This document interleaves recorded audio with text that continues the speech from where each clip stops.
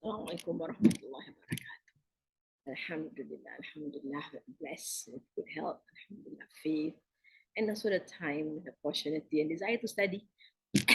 Start off with our intentions for seeking knowledge and teaching. I intend to seek knowledge and to teach, to benefit myself and to benefit others, to remind myself and to remind others, to profit myself and to profit others, to usher adherence to the book of Allah and the Sunnah of Rasulullah sallallahu alaihi wasallam, to invite to guidance and to guide to that which is good, seeking the face of Allah, His pleasure, His closeness, and His reward, subhanahu. We continue on with the Fatiha. أعوذ بالله من الشيطان الرجيم. بسم الله الرحمن الرحيم. الحمد لله رب العالمين الرحمن الرحيم مالك يوم الدين إياك نعبد وإياك نستعين اهدنا الصراط المستقيم صراط الذين أنعمت عليهم غير المغضوب عليهم ولا الضالين آمين. بسم الله الرحمن الرحيم.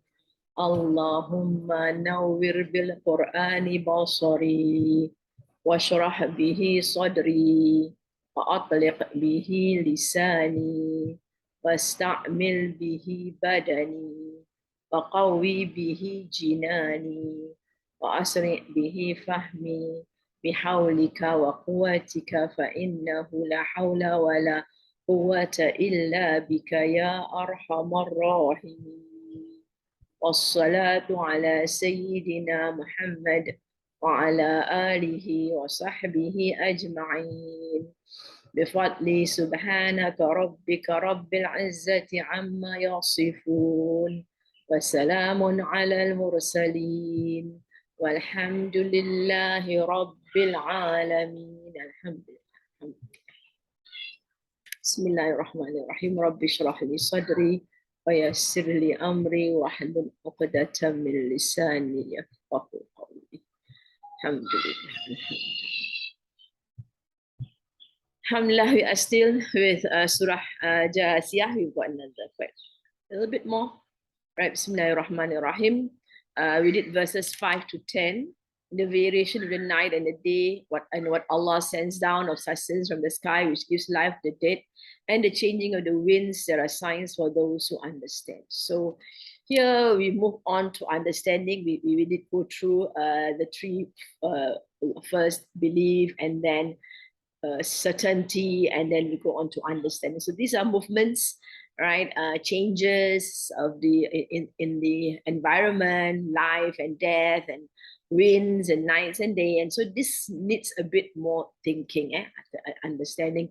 Use your akal. The word is akal. A person who uses akal is able to understand things in and not suppose things out of his own whims and fancies. So it's about understanding, using your intellect that Allah has blessed you with, and not to allow your emotions and your feelings to get the better of your intellect, your desires to get the better of your intellect. These communications from Allah are recited with truth. So these are the verses from Allah subhanahu wa ta'ala.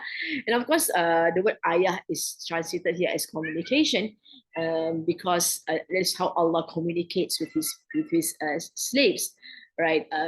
Via the various elements on earth, and of course the ways of human beings also, and animals around us also, and of course the verses of the Quran are also the ayahs of Allah subhanahu wa ta'ala. What should they believe after this? Allah questions, that is so obvious. This is the truth. There's nothing that should cause you not to believe in the words of Allah subhanahu wa ta'ala. So a question comes to the human mind. What Allah asked them, what is it that they want to believe? Woe to every sinful liar who hears the communication of Allah, then persists proudly as though he had not heard them. So they are a liar because they do not respond to the words of Allah subhanahu wa ta'ala. They continue going against it and making up stories, and they commit sin. This will be Allah subhanahu wa ta'ala. For him is a painful punishment. When he knows of any ayah, he will mock it. His will be an abasing punishment. So this is about making fun of the ayahs of Allah subhanahu wa ta'ala. They want to run down the words of Allah, so they will be punished with a humiliating punishment. Before them is hell, and whatever they earned will not benefit them. We talked about this word before them, and we saw differences of translation, because the word wara, right? It's just, it could be in front of them, it could be behind them, as mentioned by Mufassirin. But what is important is that the hell is just either ahead of them, that means they're going to fall headlong into hellfire with their actions, or it's just behind them, consuming them, attacking them from behind, and they are. So whatever they have been earning all this while will not benefit them, nor would their guardians. Right? It means the guidance also would not benefit them. That means the angel, or whoever that they consider as protectors in their life, or as benefactors in their lives, their gods, whatever, whoever they are inclined to in this world, will not be of any use to them. They shall have a grievous punishment, an extremely very, very severe punishment. All right, so we talk about those people. We continue with them. This hudan, guidance. We call this a nakira. When you see a nakira, it is not the guidance, not al-huda, but hudan. And the hudan is used here usually to show that it is immense, and there's many, many forms, and and it is many ways in which people can approach Allah subhanahu wa ta'ala. Of course, it's not that the religion is different. It says that different people have different abilities and different intellectual levels. So Allah guides them to Him. Walladhina, and those kafaru, they disbelieved. This is past tense, of course. Bi ayati rabbihim, in the ayahs of their Rabb. Bi ayati rabbihim, lahum, for them, adabun, a punishment. Again, it's a nakira, it's non-specific. If it's specific, it'll be al. So adabun shows, when it's nakira, it shows immenseness, greatness, and it's just boundless. Min rijzin, of filth. Rijz is filth. Alim, painful. We can see that here, when you look at the grammatical item, the punishment is the one that is painful, not the rijzin, because the rijzin is in a jar state because of the huruf jar here. But the alim it's a rafa state, and that goes together with the punishment. It's just that the rijzin is being inserted right into the description of the punishment. So it's a painful punishment actually, but the reason is inserted. So we can see this quite clearly, that the painful describes the punishment, because when you are sifah wal mawsuf, describing one the other, you must have exactly the same structure. All right, so it's nakira, and it is a rafa and rafa here. هذا هدى والذين كفروا بآيات ربهم لهم عذاب من رجز أليم. Right, so Allah says this is the guidance. Allah says, what else are they going to believe in if they can't believe in the Quran?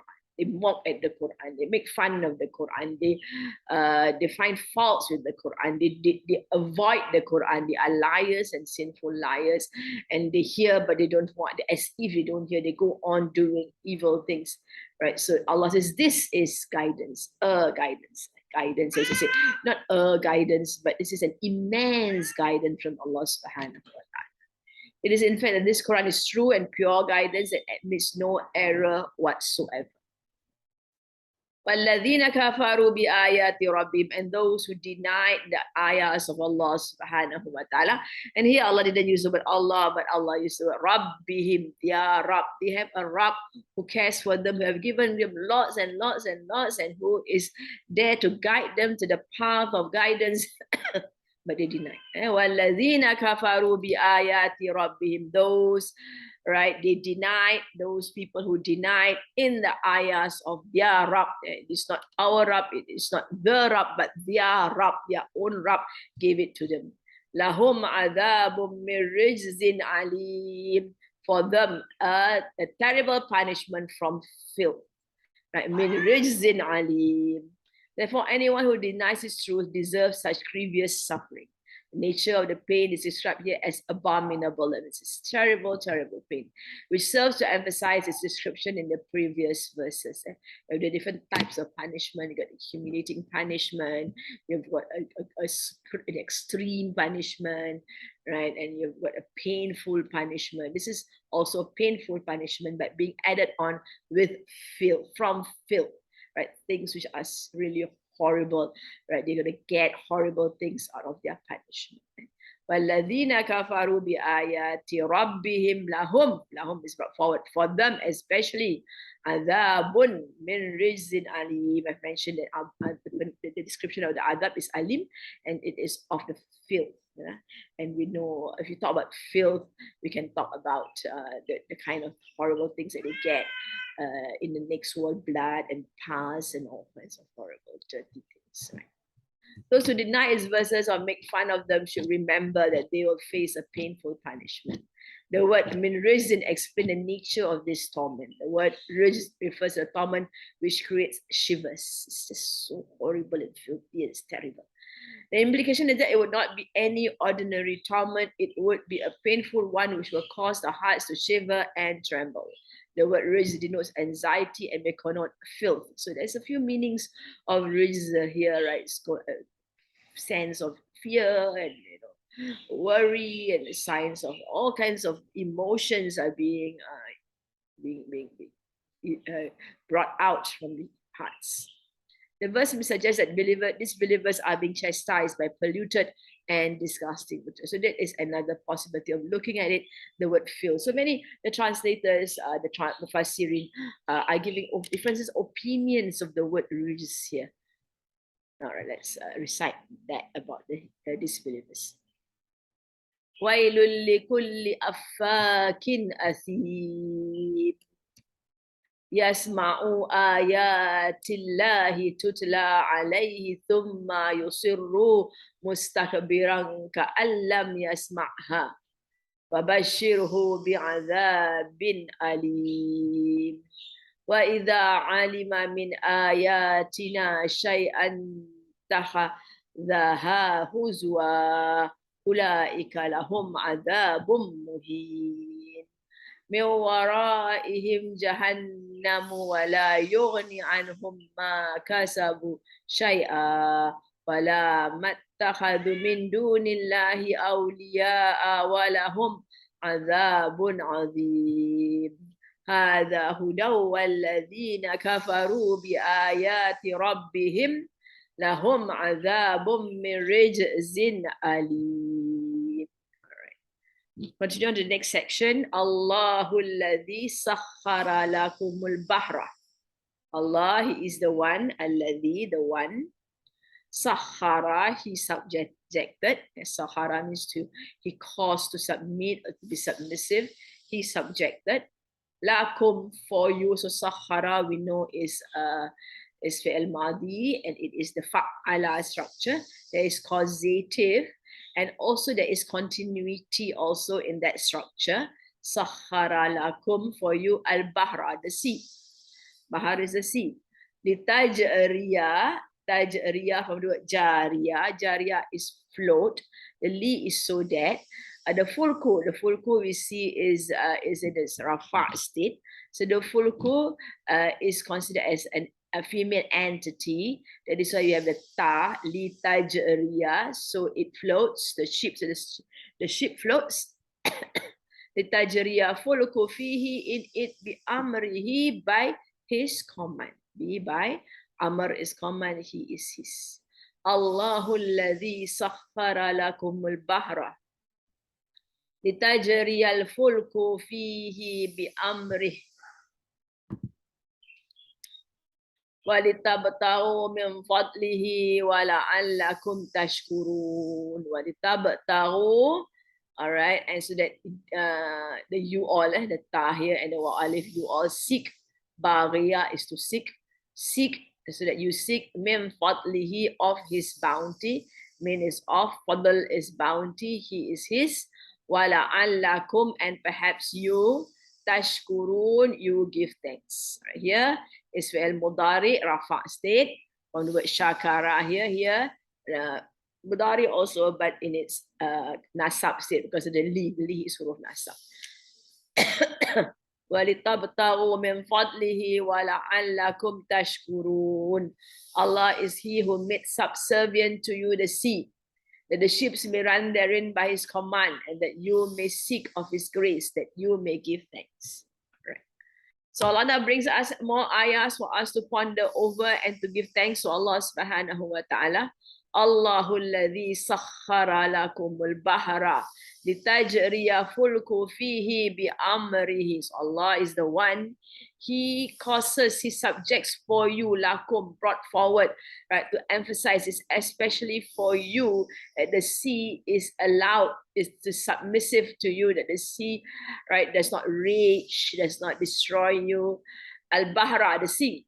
So the Sahara, the Bahra is of course nasab because there's an object that is being subdued. Allahu alladhi sakhara lakumul bahra li tajriya, so that floats the ship in it. So the ship floats in the sea, but with the command of Allah subhanahu wa ta'ala. Bi amrihi, with His command. So Allah is the one who commands the ship to float. So it's not just, well, yes, it's true that we are the one who create, man made ships, right? And because of their intellect, they are able to find ways and means to cause the ship to stay afloat. And of course, there's a sail during the sailing times of the sailing boat, that the sail helps to move the ship faster in the wind, right? The blowing of the wind. During the time, people do not travel all the time because their travels by sea depends on the wind, right? So they didn't know the seasons. They have studied, human beings have studied, as mentioned, right, by the movement of the winds. These are signs for those who have akal. So they use their senses, they use their intellect to understand the movements of the wind, and they use the movements of the wind when they go sailing, also, of course, when they go traveling from one place to another. So Allah is the one who tells us, He allows it to be subjected so that the ship can move by His command. The sea is one huge force which Allah has subjected to man by revealing to him a portion of its secret makeup and qualities. Thus, man has been able to make ships sail through the huge oceans without fear of its strong waves. It is Allah who has given the sea and the material from which ships are made their qualities, and made atmospheric pressure, the speed of winds, earth gravity, and other universal features in the way they are. So this is for us to actually ponder more, because Allah has caused it to subject. The sea is a very big, huge expanse. I mean, we might be very frightened to even explore the sea, but because the human being has this nature in them of adventurous nature in them of wanting to find out, and they saw the sea and they want to know what's beyond the sea. So Allah subhanahu wa ta'ala has taught them how to make the ship. All right, we know that the making of the ship existed very, very early in the life of the human race. We saw that being built by Nuh, Nabi Nuh alayhi salam. And we do note that when the people of Noah mocked at him for building a ship, right, that the ship was present, the fact that they knew that the ship should be built near the sea.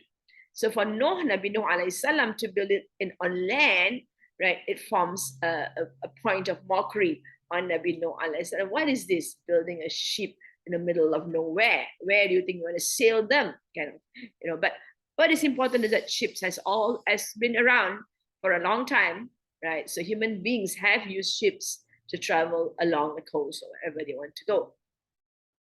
All right, so then again, as mentioned, in the floating on the sea, there is need to know atmospheric pressure, the wind, the gravity, and rain and whatever, right, which will of course impact the floating of the ship on the sea. But remember again that this floating of the ship is only able to happen by the command of Allah subhanahu wa ta'ala. Thus, they combine to allow ships to sail through the sea. What is they? The they refers to various elements of the environment, right? Atmospheric pressure, speed of wind, gravity, and other features of the rain and humidity, whatever, right? Elements of the weather are there to allow ships to sail through the sea. Allah further guided man to understand all these, and make use of it for his own benefits. Allah has taught men a lot on how to live life, to take advantage of all the various elements that Allah has created, of various parts of the world that Allah has created. It is Allah who has put the sea in the service of man so that it allows him to cut across it in his ships. The word bi-amrihi refers to the fact that this happens especially because of Allah's decree, so directive. So it is an important point for all of us to recall, to realize that things happen. This is an example where the ship is concerned, that the ship floats on the sea, right? And it's all by the command of Allah subhanahu wa ta'ala. Allah allows it to do, then it happens. And the ship of Nabi, we're talking about.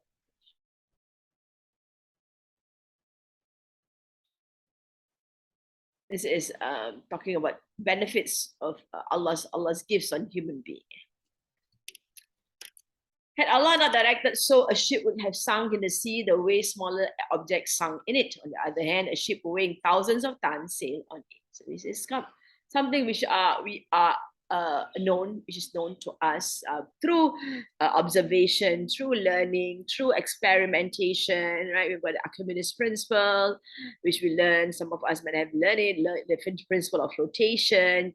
They formulate this in the principles after observations and experiments to understand forces and things like that.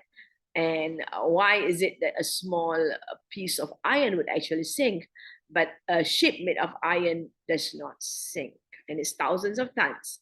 It is an Allah made law. It's a law. Allah made law. It's Allah made. And a small piece of iron sinks in the sea, but a ship made of thousands of tons of iron does not sink in it.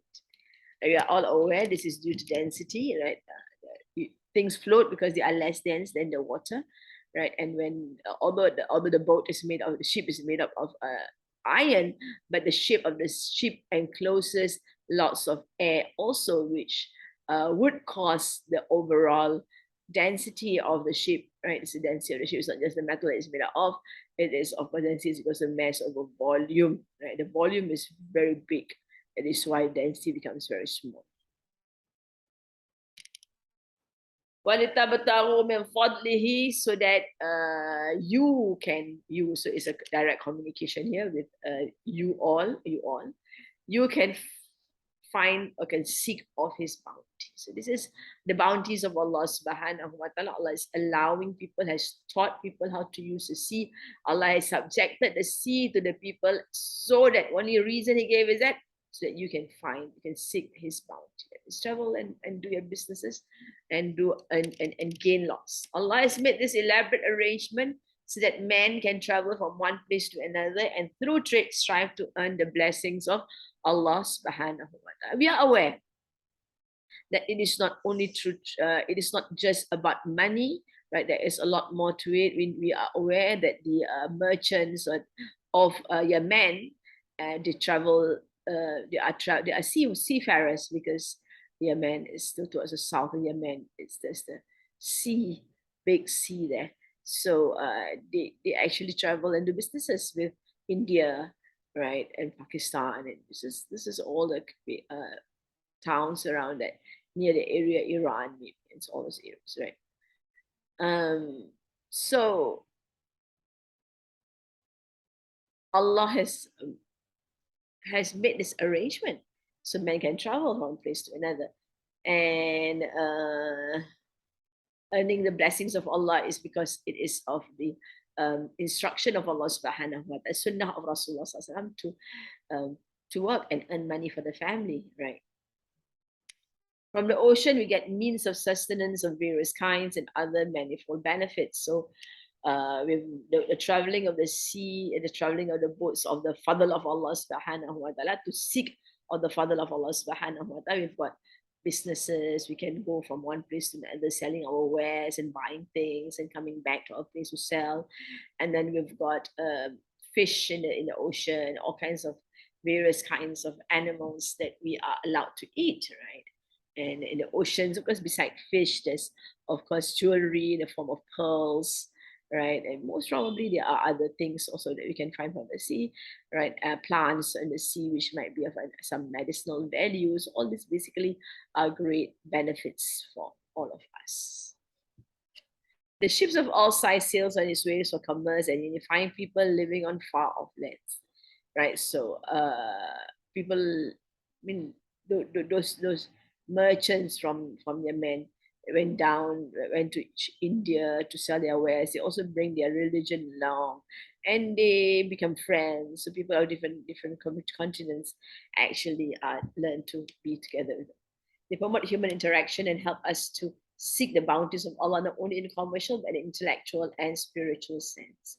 So here they seek the fadl of Allah subhanahu wa ta'ala by bringing Islam to the various communities. And we know that Islam reached Malaysia, Sri Lanka, earlier India, southern India. Right? These are all through the hard work of the merchants, right? Not only are they seeking bounty of money, right? They also seek bounty of the rewards from Allah subhanahu wa ta'ala. All right, so they promote human intelligence and help us to seek the bounties of Allah, not only in a commercial but an intellectual and spiritual way. So they do. So the traveling helps people to interact with each other and also to do businesses and also to learn lots of things by their intellect and spiritual senses. Right? They would need.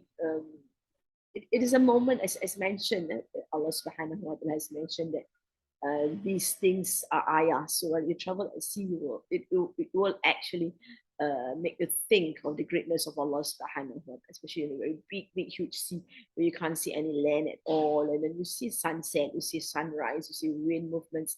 All this are risky in that sense that you can seek because you get sense of contentment, sense of peace and everything by being at sea. All these are the Allah's command by His beneficent ordering and arrangement of the units. All cannot be one, right? All must be Allah. So these are beneficent ordering and arrangement of the units.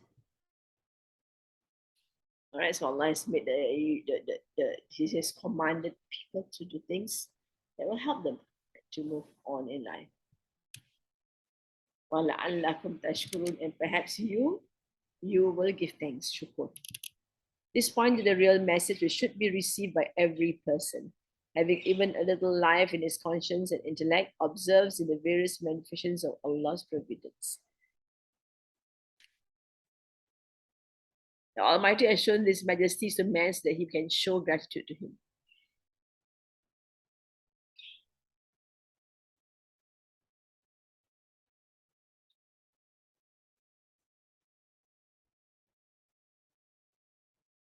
All right, so Allah wants us to be grateful to Allah subhanahu wa ta'ala.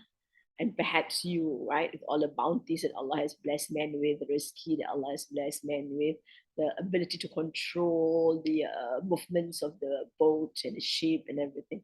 All this is there so that man will give thanks to Allah subhanahu.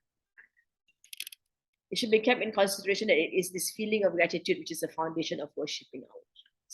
Create feeling of thankfulness to Allah subhanahu wa ta'ala is what that is why in our salat is a moment of thanking Allah subhanahu wa ta'ala.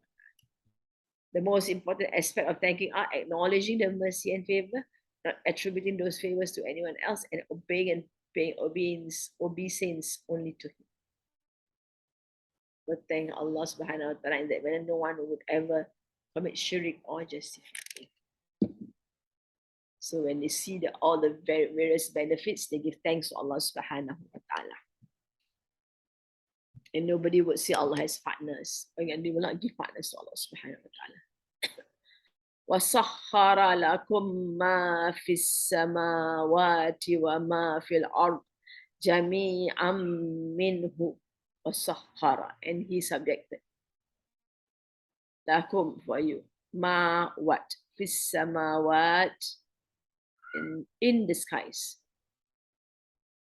wa ma fil ard, and what in the earth, jami'an, altogether, minhu, from him.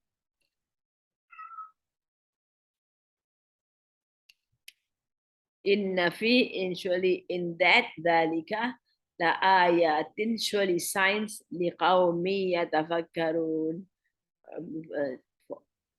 Inna fi dhalika, surely in that, la ayatin, surely signs, liqawmin, for a people, yatafakkarun, not they think,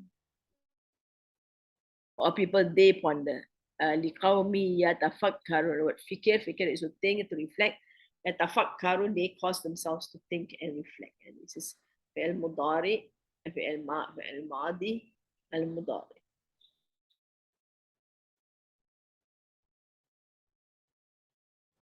All right, he has been subservient to you whatsoever in the heavens and whatever in the earth, all from himself.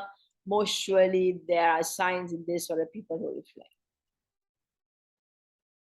All right, so Allah says now that he subject or caused to submit for you, lakum is brought forward to emphasize especially for you. Whatever is in the skies and whatever is in the earth, all together from him. So whatever you get from the skies and whatever you get from the earth, all of them, right, is from him. So we should always thank Allah subhanahu wa ta'ala. We shouldn't think that we are great, right? Remember that Allah knows best. So when you think about this skies, things in the skies, you don't really know what's in the skies, and then Allah says it has been subjected to us, right? And also whatever is in the earth also has been subjected to us, jami'an min. All the resources and systems of the universe that play a part in sustaining human life and fulfilling human needs and that are at the disposal of human beings are completely and solely provided by Allah subhanahu wa ta'ala. All right, here we are.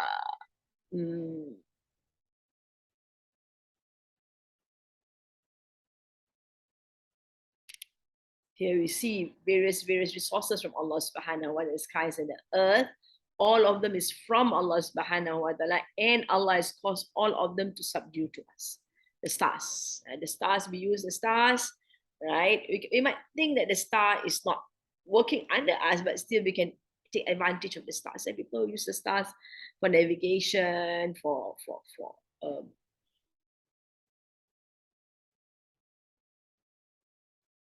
the mountains. Yeah, the mountains. We look at the mountains, we learn to appreciate the mountains, we learn how great they are.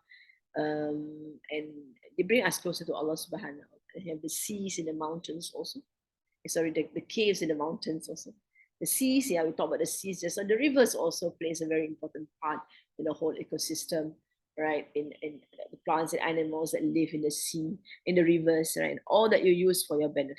Whatever it is, right, of the world that you use for your benefit, these are all from his favor, kindness, and bounty.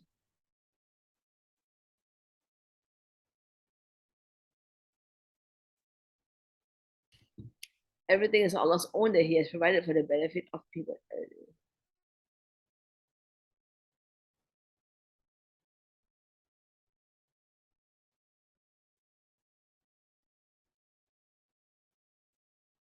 Stars, the mountains, the seas, the rivers, and all that you see is Allah provided for the benefit of people, right? So this sentence has two meanings. The gift and favor of Allah is not like the gift of the worldly kings who favor those favorites with the wealth that they have collected from the people themselves. But on the contrary, all the good things in the universe have been created by Allah Himself, and He has granted these to men from Himself. So Allah reminds us that He caused all these things to be used by us. Or things from the heavens, as we mentioned the last lesson, the previous lesson. We have the various elements with the various rays, electromagnetic rays, which human being has used, right, to improve their standard of living. Like right now, maybe this verse is of course 1400 444 years ago.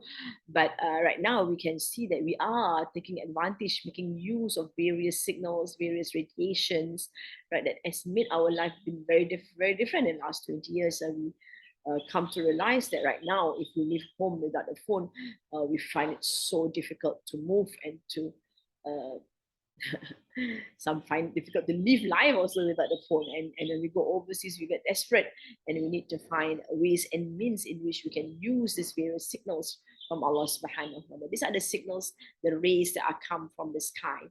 Allah. Of course, Allah subhanahu wa ta'ala here actually mentioned the samawats, not only the sama, right? So samawats would actually refer to other than the elements of the atmosphere, this from the electromagnetic waves from the sky, many other things that we are not aware of, which has been directed by Allah subhanahu wa ta'ala to serve us. For example, the angels out there, right, do things for us. Okay? They control the wind, they control the sun, they control lots of things, right, which are for us. Neither is anyone a partner of Allah in the creation of these good things, nor has anyone anything to do in making them subservient to men. So that's what Allah mentioned. It is Allah is the one. So there is no partner who does all these things. There's only one is Allah subhanahu wa ta'ala. Allah alone is their creator, and He alone has granted these to men from Himself. As He mentioned, He did it, He subjected, He is the one. And it's from Him, right? Everything in the universe is created by Allah subhanahu wa ta'ala. He controls it and determines its operation. Man, a small creature in the universe, is given the ability to understand a part of the laws of nature that operate by Allah's will in this universe. And that is where we learn our chemistry and physics and biology, maybe geography, to understand the realities of the creations of Allah subhanahu wa ta'ala, and also to formulate laws about certain phenomena and things like that. But sometimes this laws doesn't seem to work well because the nature is such that, you don't know everything of the laws of Allah subhanahu wa ta'ala. But this is all Allah's will. This enables Him to make use of powers and forces that are immeasurably greater than His own. We use the power, the wind, we have windmills, we've got sun, we've got the sun to heat up, water, we've got all this stuff for the human beings. Of course, the human being has used more than that. Whatever found in the earth, we've got nuclear power, we've got lots of systems that we have created, and we have generators and things, and all these things are possible by Allah giving human being the ability to understand these things. Without Allah's grace, He would not have been able to do so. So we should not be proud when we have achieved so much technologically, but this is all from the bounties of Allah subhanahu wa ta'ala. Inna surely fi dhalika, in that la ayatin, signs for those who think. Liqawmi yatafakkaru. Those who think, who use their intellect, right, to ponder over all these great uses of the elements of the skies and the earth, a human being has employed, right, by the guidance of Allah subhanahu wa ta'ala. The words express the fact that for people who deliberate, there exist multifarious arguments in the world around men in favor of monotheism and the hereafter. So he's saying that all these things points to the fact that it's one God, and He has a reason for doing all these things, right? And the reason is that He doesn't make this world as a place of play. It's for fun. It's not a toy for Him to play around with. He has His reasons, and He gives His reason through His books. And of course, He brings our mind and our attention to the elements around us, right? To the favors that He has blessed us with by the subjection of the sea to us, with the subjection of the various skies, the skies and the earth, the elements on us. The fact that the elements of nature have been harnessed for man shows that none of these elements can occupy the status of God and be worshipped. And so Allah emphasized that they are being subjected to men. He subjected. He didn't say it is not a passive form, is a direct form, active form. He caused it to be subjected. So that means he is the one with power. He is the one who controls. That means there is no good reason for anyone to take these as gods, because they do not have the status of God, they do not have the power that Allah has, and they should not be worshipped. So here, of course, when Allah talks about this, the elements in the skies, everything in the skies, we would admit the angels comes in that form, that in the skies also, because the angels are instructed by Allah subhanahu wa ta'ala to administer the world, so that the world is a good place for the human being to live in. And that is why the people of Quraysh, they would pray to the angels, because they do understand that the angels are given some duties to ensure rain, to ensure sunlight, to ensure to control the rain, light, and wind, and whatever. And so they pray to the angels to gain benefits, right? And so that the angels can also intercede for them in case bad things are going to happen. Like, for example, let's say, for example, there's going to be if we talk about Quraysh, very hot sun without rain, so that would be a bad thing for them. So they hope the angels who are in charge of this sun and the rain and everything would actually stop this heat of the sun from burning their places, and then bring in some wind and cloud to have rain for them. Right, so they pray to the angels to protect them from harm and to bless them with benefits, good. So of course here Allah has emphasized that it is not, right? They are not the ones. So if you think about it, that Allah is the one who caused this to be subjected to mankind, then you would move towards believing in the oneness of Allah subhanahu wa ta'ala. And there is a purpose in the creation of life. Every one of them, by its very existence, bears testimony to the fact that it is subservient to a superior authority who is using them on the basis of his will and wisdom. So all these are being used by Allah subhanahu wa ta'ala with his irada, his will, and his wisdom. In spite of the fact that these elements are conflicting and opposing to one another, they are harmonious with one another, the way the parts of a machine are. So we do see heat and cold, right? Dark and night, dark and day, right? You've seen forces, repulsion and attraction, and all these things are there to work with each other to create a harmonious place for human beings to live in. This congruence within them shows that a single will prevails in this universe. The system contains such signs of providence, mercy, and wisdom as forms an unassailable evidence to refute the fact that an uncontrollable and unrestrained force is running the affairs of this universe. So this is the thinking process that we are brought to mind, that looking around, thinking about all these things that Allah has subjected to us. And of course, in recent years, we realize that a lot more things that are being available to us to use to improve our state of life, right? These are providence of Allah subhanahu wa ta'ala. Provide this to sustain us. Mercies from Allah subhanahu wa ta'ala, and of great wisdoms, right? As forms an unassailable evidence to refute the fact that an unquotable. So we cannot deny the fact that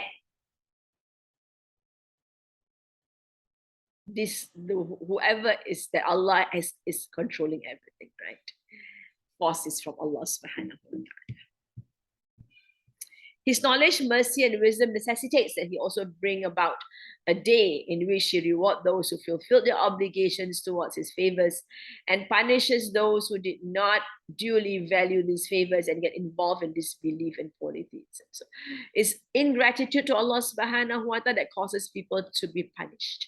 And that is why the shaitan has said to Allah subhanahu wa ta'ala when he was thrown out of heaven, that he will make sure that people will not be grateful. So this is what Allah keeps on reminding us of the bounties that he has blessed us with here. Here we have the sea, right? And the bounties that we get from the sea, and we've got the skies and everything in the earth that we use that is caused to subject itself to mankind. So we are to be grateful to Allah subhanahu wa ta'ala, instead of turning to the various elements and praying to them and giving partners to Allah subhanahu wa ta'ala. If he does not bring about such a day, then it would either mean that Allah forbids, he is totally powerless or insensitive, or merely wants to entertain himself. So if there is no good reason for creating all these things on earth, then it would just mean that Allah is not able to subdue people and is just entertaining himself. We're just like puppets. And it's not true, we're not puppets of him. All these conclusions are against his noble attributes. The word yatafakkarun at the end depicts the fact that as far as arguments concerned, they are numerous. Right? That means you are continuously able to make yourself think and think and think and think and think. There is endless, right, to what you can think of.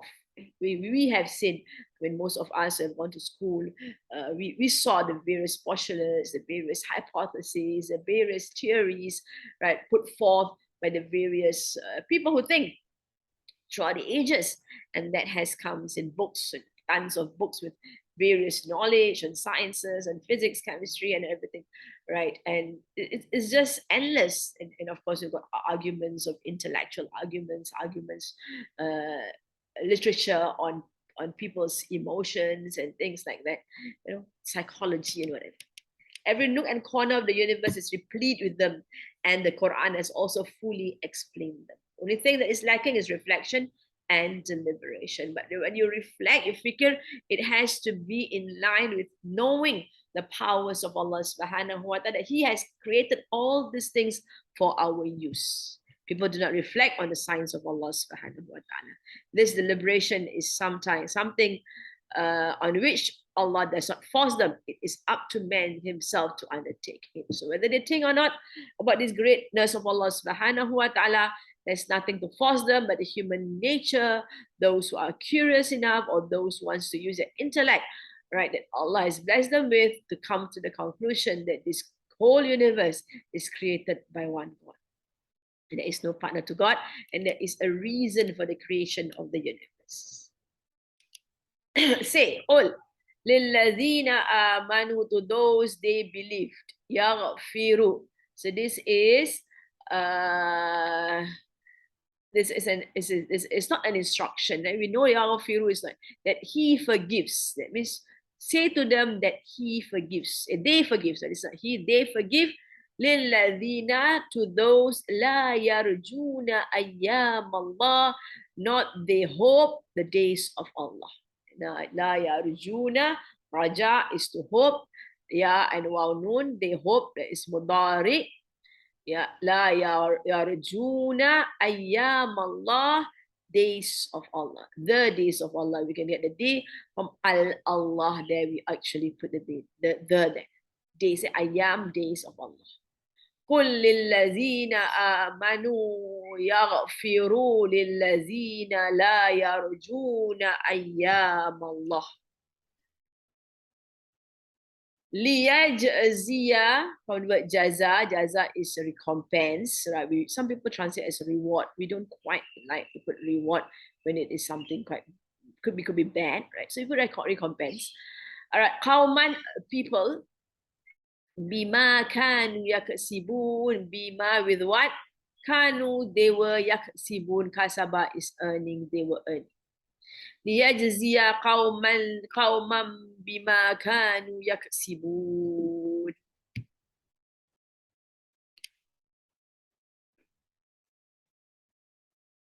This translation says, say to those who believe, they forgive those who do not fear the days of Allah. We saw the word fear was not there. The word used was hope for the days of Allah. Right? Raja is to hope for the days of Allah, that He may reward a people for what they earn. And they use the word reward here, right? And we sometimes find it quite difficult because the reward is always refers to something good. It's a recompense, right? It could be good, it could be bad. So it's a better word to translate it with rather than reward, inshallah. All right. So Allah has instruction here. Allah asked Rasulullah SAW, it's an instruction to Rasulullah sallallahu alaihi wasallam. He is to say to those who believe, lillazina amanu, and he is to tell them that they should forgive, that they forgive, right? They forgive. It's not an instruction, not forgive as fi'al amr, right? But yaghfiru, they forgive. It is fi'al mudari, but it is nasab. Lillazina la yarjuna ayyam Allah, those people who does not hope for the days of Allah. We're going to look at the days of Allah, hope for the days of Allah. If you add hope, that means there is wish and desire, right? Or something that is, when you put the word raja'na, we are thinking of, they don't hope because they do not believe in the days of Allah subhanahu wa ta'ala. They deny the days of Allah subhanahu wa ta'ala. So they do not have any hope in the days of Allah subhanahu wa ta'ala. قل للذين آمنوا يغفروا للذين لا يرجون أيام الله. So what we see here is that Allah is asking Rasulullah to tell the believers that they should forgive, right, those who does not believe in the days of Allah. Rasulullah is divinely appointed to enlighten the believers as to their manner of conduct towards these believers. Now remember, this is already the 11th year of Rasulullah's mission in Mecca, and things were really getting worse, right? Because the support of Rasulullah, the two main support of Rasulullah has passed on, and Khadijah radiallahu anha and Abu Talib, right? So things are getting worse, right? They are being punished, they are being mocked at, they are being abused emotionally, physically, right? The Muslims, and quite a number of them has already migrated. Some has left for Ethiopia, right? And some are moving to Medina. Undoubtedly, faith requires forgiving and magnanimity. So despite these kind of difficulties that they go through, this kind of abuse that they are going through, Allah asks the Muslims to just forgive. All right, so it's not going to be easy, but this is very important to have trust in Allah subhanahu wa ta'ala. As we do understand, the first 13 years of Rasulullah's mission in Mecca, right, was to establish a strong faith in Allah subhanahu wa ta'ala, to establish good ahlak among the people. That means good manners, ways of thinking, which would build human being, right? So that when they go to Medina, where the Islamic State is being formulated, where the people are people of high integrity and caliber, are blessed with training of emotions and of how to manage their emotions well. All right, so that's it. Faith requires forgiving and magnanimity. Consequently, one ethical command is provided in this verse in concerning their encounter with these believers, that the foregoing logical discussions be perfected by this ethical command. So we're going to have more discussion on it. So this is the command by Allah subhanahu wa ta'ala: just forgive them and forget whatever they have done that is evil to you, that is bad. You do not retaliate. As we do, and we know now, as we are aware, the Muslims were not allowed to retaliate while they were in Mecca. They were not allowed to fight while they were in Mecca. Right. So again, for us to consider the situation at this moment, at the time of Rasulullah. So of course, it reflects back to us also that if you don't have the means to do it, you don't have the power to do it, without Allah is powerful, Allah can help you, but you are asked to do things right. Right. So in this case, where things are really bad in Mecca, just move on and let go. That's what it means. Addressing Rasulullah SAW, Allah Almighty says, قُلْ لِلَّذِينَ آمَنُوا يَغْفِرُوا لِلَّذِي لَا يَرْجُونَ أَيَّامَ اللَّهِ. So there's this group of people who do not hope on the days of Allah. So what are the days of Allah that we should be hoping for, or we actually have wish for, or we know about it, rather than be strict with them? So we're not supposed to be strict with them, but just forgive them. Owing to their distance from the fundamentals of faith and religious ethical principles, they may suffer from undesirable and inhuman conducts and attitudes. Yeah, they are corrupt, they are mischievous, they just have emotions of anger, hatred, and because they are not directed, they are not guided people. However, you are supposed to treat them magnanimously, and generously, or else they may wax the animosity and further distance from the truth. Right? So if you do not behave in a dignified manner, right, and honorable manner, you may create greater animosity. We don't want that.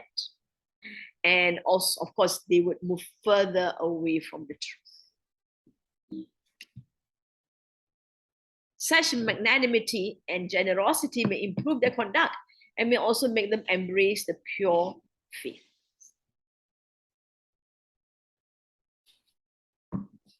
All right, so that's truth also. And we are people of great ahlak, great character. We care for others. We move on in life, and we do not hold grudge against people. People would look at us differently, and they would change their ways also.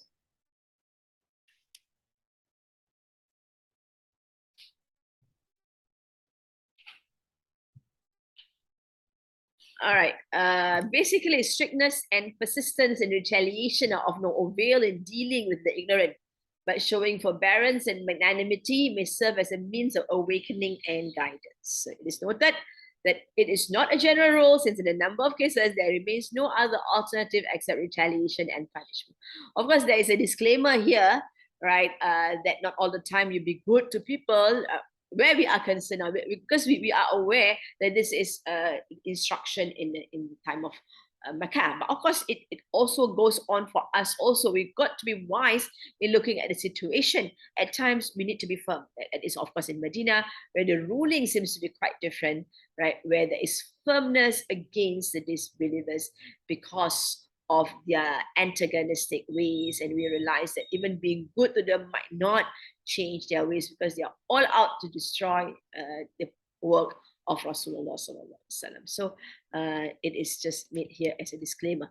This directive is issued to the believers, requiring them to be forbearing towards those who do not look forward to Allah's days. There should be an attitude of forgiveness that combines generosity with power and dignity. So what are these Allah's days? The truth is that such people deserve pity and sympathy because they are deprived of the benefit of believing in Allah, which is a rich treasure of grace, strength, wealth, reassurance, and kindness. We are blessed, right? Alhamdulillah, we are blessed with the believing in Allah, which in itself is a great, great treasure from Allah subhanahu wa ta'ala, a rich treasure of the grace of Allah subhanahu wa ta'ala, of the ni'mah of Allah subhanahu wa ta'ala, of the, and it is a strength. We are blessed with that strength of mind, strength of the soul, strength of emotion, when we have true strong belief in Allah subhanahu wa ta'ala. Wealth doesn't have to be money, lots of money, but that richness of in us.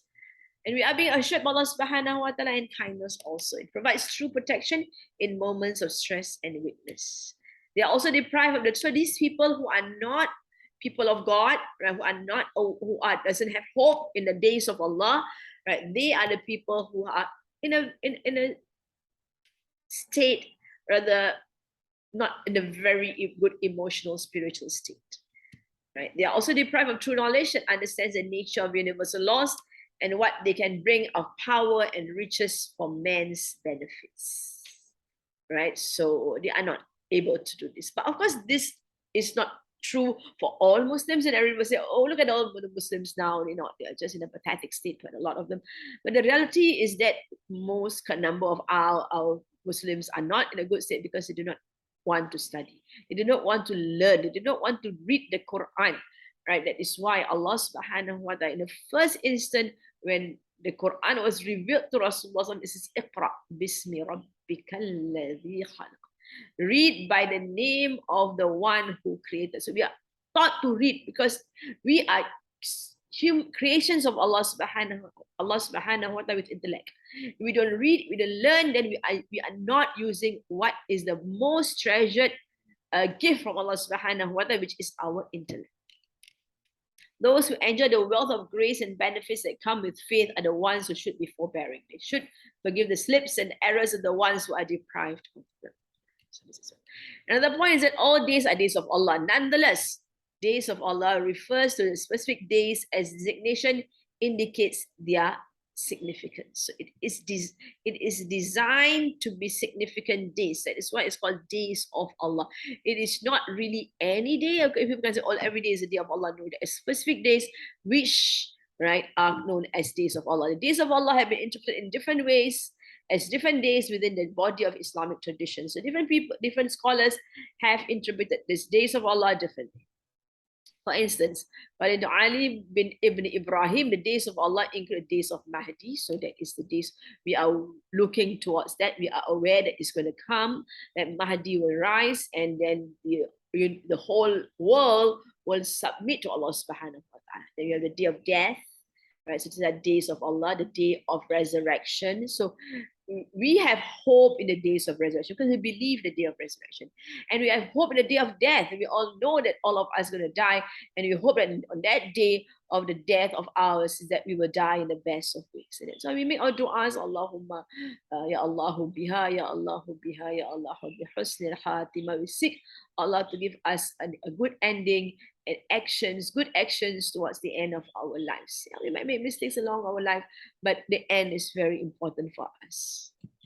According to another prophetic tradition, the days of Allah are the days of His bounties and those of His trials by affliction. So these are also days of Allah for us to recall, to remember the great bounties that Allah has blessed us with, and on those days when we are tried by afflictions, that we realize that these are moments for us to come back to Allah subhanahu wa ta'ala and learn and realize that in life we are totally dependent on Allah subhanahu wa ta'ala, and we should do things to show our gratitude to Allah subhanahu wa ta'ala. It's very heartwarming to see some clips from Turkey of the Muslims there who, despite undergoing such great trials, they are still holding on to the rope of Allah subhanahu wa ta'ala, doing their prayers in the cold wind, in the cold weather, and without much cover. And alhamdulillah, of course, we see in Singapore,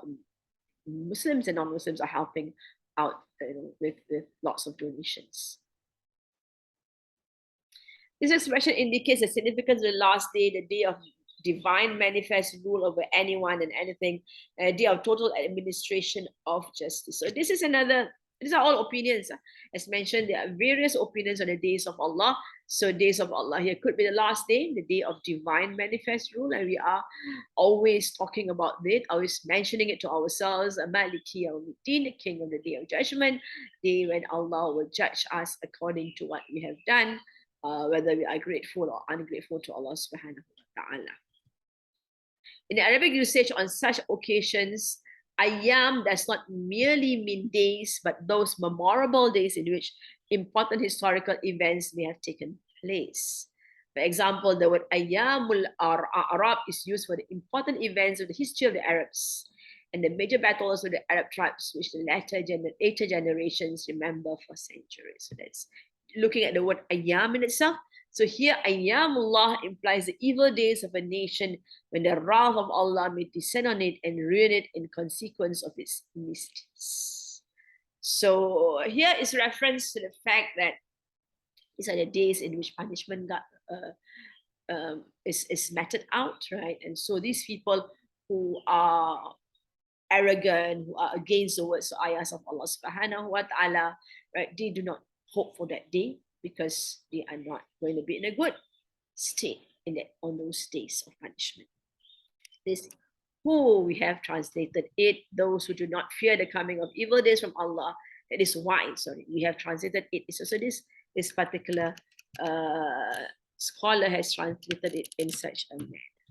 So he translated the verse as those who do not fear the coming of the evil days from Allah. Is those who do not fear that a day will come when they will be called to account for their actions and deeds. And the same fearlessness has made them bold and stubborn in acts of wickedness. So translations have been made, have been changed, have differences of translation because of the idea of the Ayyamullah, days of Allah. The expression Ayyamullah refers to the historic days of Allah's punishment and retribution in which He wiped out the rejectors of His messengers from the face of Allah. History of past nations mentioned in the Quran refers to these days. The succeeding verses also mention them. So various opinions again of the days of Allah, the days when Allah will exact punishment on those people who deny Allah subhanahu wa ta'ala. So we should not be harsh on them. They don't seem to understand the reality of these days of Allah. So we should forgive them. لِيَجْزِيَ قَوْمًا بِمَا كَانُوا يَكْسِبُونَ. It's so that will be recompense people because of what they were earning. So talking about days of Allah, it's recompensation of people with what they were earning. So these are people. Okay, if you talk about this particular, again, a number of opinions concerning this particular statement here, the recompense, whether it is referring those people who does not fear or does not hope for the days of Allah subhanahu wa ta'ala, because on that day they will be recompensed accordingly. So these people is actually referring to those people who are not believing in this day of Allah subhanahu wa ta'ala. They will be recompensed according to what they earned. That means what they have done. You do work, then you earn something. So they did bad, and so they earn bad, right? Because whatever they earned. But there are some others who actually use this to talk about those people who forgive and the rewards they get for forgiving these people who doesn't have any hope for the day of Allah, days of Allah.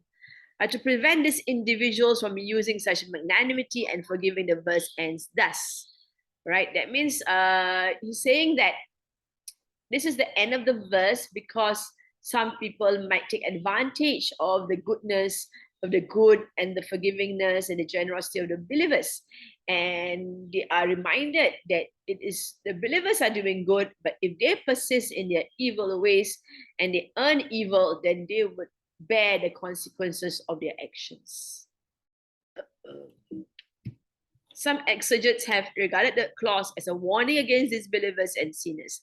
Nonetheless, some have considered it as a good tiding for believers because of their forgiveness and magnanimity. So because the word jaza here, right, could be good or bad, right? It's just a recompense. So it could refer to those people who are listening to the instruction from Rasulullah to forgive, or it could refer to those who are just not interested in the disbelievers who doesn't have any hope on the days of Allah. The clause may equally indicate good things for the latter and warning for the former. The word qawman in liyajziya qawman refers to enemies which are under discussion from the previous verses. So this is another opinion of another scholar. He feels that the word qawman, which is in nakira, right, is not something very pleasant. Right, those is people who are not really good. Okay? So the liyajziya people, so that will be recompense people, right? So it's a reference to people who are disobedient, people who doesn't hope for the days of Allah. So it's not for both, but only for that particular people and whatever they have earned. There's been used as an indefinite noun to express hate and abhorrence. So indefinite because it's nakira, it's not al-qawma, right? So that in itself is a suggestion that it refers to the groups or people who are being hated and being removed. People who have interpreted it to refer to Muslims have failed to reflect on the context of the discourse and its elegance of sound. So this particular Mufassirin is saying that those who say it can also refer to the Muslims who are forgiving are not well versed enough in the nuances of the Arabic language, the elegance of the language, and they have not been able to identify the fact that the word qawman is a very critical word that indicates that this refers to the bad ones. So the believers are assured here that they should not get dejected at the doing of the evildoers. In fact, they should ignore them for now, since they do not fear the horrible day. They are being warned of will in fact manifest itself. They have become audacious. So there's a relative of these people, right? Don't fight them. There is no use fighting them because they are in that state of mind, do not understand things, so just move on and ignore them. However, Allah is giving respect to such detestable people so that they are left with no excuse, then He will duly punish them. So Allah is mentioning that they are given, the Muslims have to do their part in being good, right? And these people are given time before they will be punished. So all of them are given time, knowledge, right? The message is passed on to them, but if they still insist on it, then they will be punished, right? For example, we read in Surah Al-Mulk where Allah, when the people were about to enter hellfire, and the angels of the hellfire, the keepers of the hellfire, would ask them, did not a messenger came to them? And they would actually admit, yes, a messenger did come to us. So the message is there, but they have denounced and denied the message. It is a practice of Allah to give full respite to the mischievous so that the truth is conclusively conveyed to them. And when they are seized by Him, they are left with no excuse. So this act of the believers to forgive and forgo, right, is seen as a mercy from Allah subhanahu wa ta'ala. These people who are not believing people, and hopefully they would understand, but if they don't, then they have themselves to blame. On the other hand, the believers should leave the matter to Allah, and He will requite all as they deserve. He will then credit them with their forbearing attitude and reward them for it as a deed of goodness. Such forgiveness naturally applies to what does not spread corruption on earth and does not constitute a transgression of the bounds set by Allah subhanahu. So that is forgiveness, right? Which means that you do not make corruption on earth, and also you do not transgress the bounds set by Allah subhanahu wa ta'ala. So the commentators are given two meanings of this verse, and the words of the verse admit of both. The believer should pardon the excesses of this wicked group so that Allah may reward them for their patience and forbearance and nobility from Himself, and recompense them for persecution, for the persecutions they had suffered for His sake. That the believers should pardon these people so that Allah may Himself punish them for the persecutions of them. All right, so you can see that this is it has with different mufassirins, differences of opinion, and some are adamant about that the command only refers to the evil people, but some says it actually refers to both, right? And the ones who are forgiving will be recorded accordingly, and Allah, leave it to Allah subhanahu wa ta'ala, the state of those who are disbelievers, who have got no hope in the days of Allah subhanahu wa ta'ala. Right. So even the bad ones, we are told to just move on and just let them go, and Allah will decide on them. We are aware that Allah is the one who is all wise and who will exact retribution on those who deserve it. Some other commenters have regarded this verse as repealed. Repealed means it is not a verse that is used anymore. It has been replaced by other verses. They said that this command was applicable only to the Muslims, had not been permitted to fight. Yeah. So again, you can see lots of differences of opinion, but as we can see, it has its use in this modern world, right? When we are dealing with people without knowledge, without understanding, we should not be harsh to them, because you might just repel them from the beauties of our religion.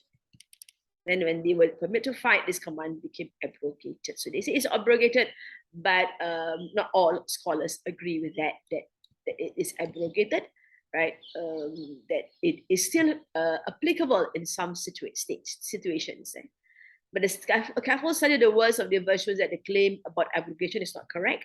The word pardon is never used in the sense that when a person is not able to retaliate upon another for the latter's excesses, he should pardon him. But on such an occasion, the usual words are patience and forbearance. So it's not about not being able to retaliate, it's about having patience and forbearance. And the word to forgive, ghafara here. Instead of them, when the word pardon has been used here, it by itself gives the meaning that the believers, in spite of their ability for retaliation, should refrain from retaliating upon the people for the excesses whom fearlessness of Allah has made to transgress all limits of morality and humanity. So again, right, as mentioned, this is a discussion. The word in itself that tells us that it is not abrogated, it is still practiced by Muslims in situations which calls for it. So this command does not contradict those verses in which the Muslims have been permitted to fight. Permission to fight pertains to the condition when the Muslim government has a reasonable ground for taking military action against the unbelieving people. And the command concerning forgiveness and pardon pertains to the common conditions in which the believers have to live in contact with the people who are fearless of God and have to suffer persecutions by them in different ways. So he's saying that fight when there is a government, right? And there's a good reason for the government to call on the people to fight, like in Medina, where Rasulullah called on people to fight. But when the common people are concerned, living with people who are not believers, then we should have a gracious attitude towards them, despite the fact that they might persecute us or they might abuse us, all kinds of things. So the object of this command is that the Muslims should keep their moral superiority and should not stoop to the level of the morally inferior people by indulging in disputes and wrangling with them and resort to retaliation for every frivolity. So as long as it is possible to respond to an accusation or objection gently and rationally, or to defend oneself against an excess, one should not refrain from this. But when things seem to be crossing these limits, one should hold one's peace and entrust the matter to Allah subhanahu wa ta'ala. So this is about restraint, it's about controlling your emotions, it's about not wanting to fight, right? And not to allow your emotions to get the better of your intellect. And to leave things to Allah subhanahu wa ta'ala when you have no recourse to act on your position. The Muslims themselves become involved in a fight or quarrel with them, Allah will leave them alone to deal with them.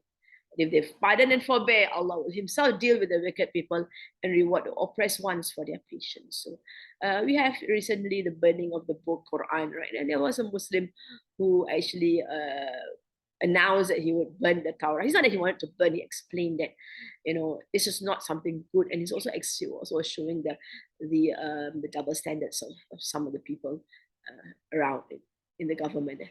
So Rasulullah has been abused in many, many ways, and he just moved on, right? Because at times to react is of no use, right? So and it's very important to react in a very dignified manner, not to cause ourselves to be seen as people who are very emotionally charged.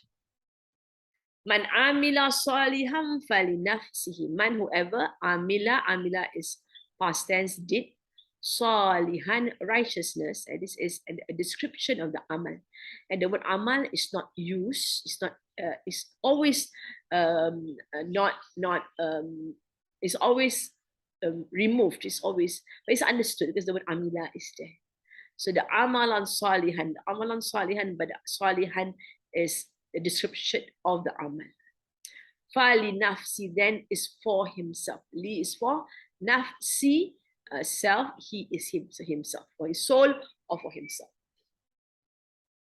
Waman asa'a, and who did evil. Asa from the word su is evil. Asa'a is a fi'il madi and refers to he did evil. Fa'alayha, ala is on it, so we have it against it. Then fa is then, alaha, the it refers to the soul. And the ha, so that's why we translated nafs as a soul other than himself, because himself will be against him, not against it. Man amila saliham fali nafsihi wa man asa'a fa'alayha. Summa ila rabbikum Summa ila rabbikum turja'un. Then ila to rabbikum, your Rabb. You return, turja'un. Continuous position. Turja'un, you return. All right. Man amila salihan fali nafsi. So after mentioning about, asking, encouraging the Muslims to be forbearing and having forbearing and patience, right? And mentioning the fact that these are people who doesn't seem to understand Allah. They don't understand the days of Allah. They don't have fear for the days of Allah. They don't have hope for the days of Allah. Right, and Allah will punish accordingly, right? Will recompense accordingly. So Allah talks about amal, amila, salihan. So if you do good, then of course this salihan is just not good. Salihan actually means righteousness, and righteousness means the word salaha means to improve on. You do actions that improve yourself, make things better for yourself and make things better for the society also. Then if he does whatever actions that right, so it's called righteous action. Righteous means to make things right. Right? It's not good, because when people talk about good, it might be misconstrued into whatever is defined as good by people. So they do not understand. So righteous deeds will be doing our salah, it's all righteous deeds which has to be done. Fasting, or sadaqah, zakat, all these ruling actions that the Muslims must do. So this is considered as an amal saleh. So before this, we talked about a Muslim having to forgive, right, or to move on and just to ignore and just to let go. Then if you do that, then it is for your own soul. So whatever righteousness you do is for yourself, not for anybody else. If these people adopt the path of virtue, they themselves will be rewarded for it. These righteous deeds will benefit their souls in this world and the next. Man asa'a, and whoever did evil, then it's against him. So the evil is going to will come against him and make life hell for him. One who falls into depravity, divine wrath, deprivation from his mercy, and ending up with everlasting damnation out of one's sins and evil deeds. Right? So this is the reality. It's against him, he's going to destroy him. Right? Some of them get it in this world, right? They have lots of issues in life and they cannot get over their issues. They start fighting and quarreling and hating people and cannot get out of that kind of bad state of life. They do all kinds of corruption. They do all kinds of evil actions that destroy them in this one and the next one. Of course, some evil actions would cause the authority to punish you, right? But punishment with Allah is always there in the next world, right? Because only Allah knows the extent of evil that is done by any particular soul. This is an exertion about every person's individual responsibility and about fair judgment for all. Thumma ila rabbikum turja'un, then to your Rabb you will return. Thumma ila rabbikum turja'un. So again, thumma is means after a certain lapse of time, right? Ila to rabbikum, your Rabb. So it comes back to talking to you directly. Right, you have a Rabb, you are supposed to be a slave of your Rabb, but you're not. Are you doing that as a slave of your Rabb? And also you will return to him, turja. The believers will in no way be responsible for this, since they had done their job of conveying the truth. Right, so the believers also will recall about what the actions, right, that will cause them, how will they be when they return to Allah subhanahu wa ta'ala. Then everyone will come in the presence of Allah on the day of judgment. It will then be decided as to who is right and who is wrong and what fate each deserves. So that is, returning to Allah is a very strong point here to remind people that they will be accountable for their actions. This is also an indirect warning to the perpetrators of these crimes that although they assume that they are not going to face any punishment, the denial is not going to change the reality. Right? The denial of the day of judgment. That means they don't want to believe that day exists. They've got no hope in this day. Right? It will not change the fact that the day will still come. That is what Allah sometimes put forth in very forceful ways the coming of these days. Like this particular verse also, Thumma ila rabbikum turja'un, force it down the throat that you will definitely return to your Lord. And he will recompense you according to what you have earned. Right? It is going to be a very fair state where you cannot run away from it.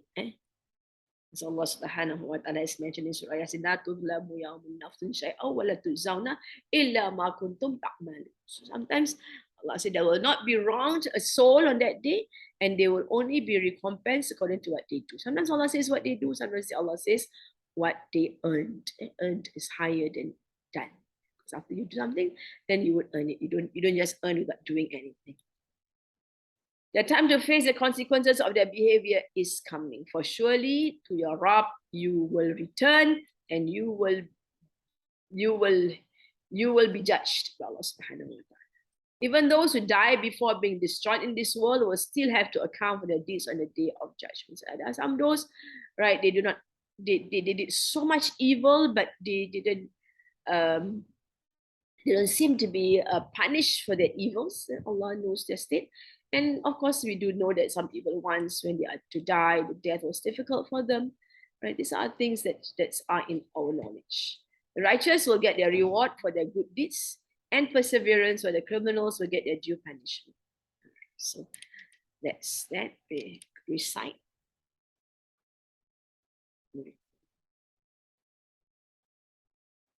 الله الذي سخر لكم البحر لتجري الفلك فيه بأمره ولتبتغوا من فضله ولعلكم تشكرون وسخر لكم ما في السماوات وما في الأرض جميعا منه إن في ذلك لآيات لقوم يتفكرون قل للذين آمنوا يغفروا للذين لا يرجون أيام الله ليجزي قوما بما كانوا يكسبون من عمل صالحا فلنفسه ومن أساء فعليها ثم إلى ربكم ترجعون. Oh, sorry. ترجعون. All right, finish that part. We have a word here for the next part. Not sure whether I would like to go on to the next part because the next verse is quite long. Maybe we'll just go through the verse and then next week we will go through its meaning. Shari'ah is a code of law. And we know that Shari'ah, code of law. Walaqad, and surely atayna, we gave Bani Israel, children of Israel, al-kitab, the book, wal-hukmah, and judgment, wal-nubuwah, nabiyah, and the prophethood, warazaqnahum, razaqna, rizki, we provided them, and we provided them, minal tayyibah, means of the good. Tayyibat is an adverb here, plural, alif ta here, plural. Lots of good actually, but we don't put the goods, right, of the good. وَفَضَّلْنَاهُمْ, and we preferred them. Fadila is to prefer.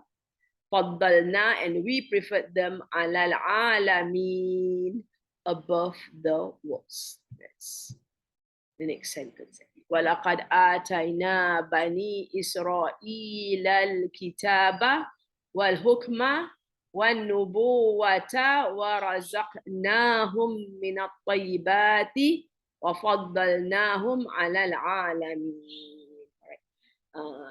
We will stop here and continue with the explanation next lesson, inshallah.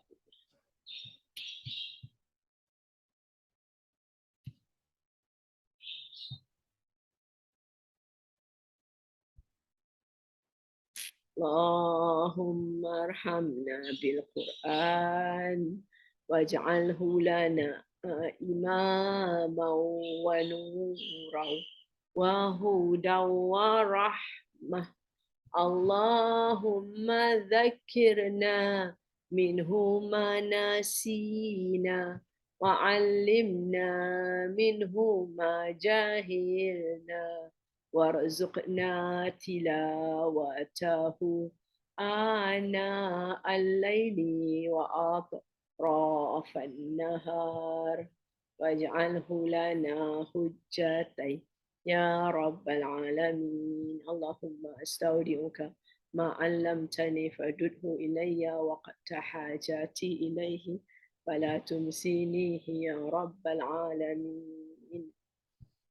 بسم الله الرحمن الرحيم. الحمد لله رب العالمين والصلاة والسلام على سيدنا محمد وعلى آله وصحبه أجمعين. ربنا انفعنا بما علمتنا ربي علمنا الذي ينفعنا ربي فقهنا وفقه أهلنا وقرابات لنا في ديننا مع أهل العتر أنثى وذكر.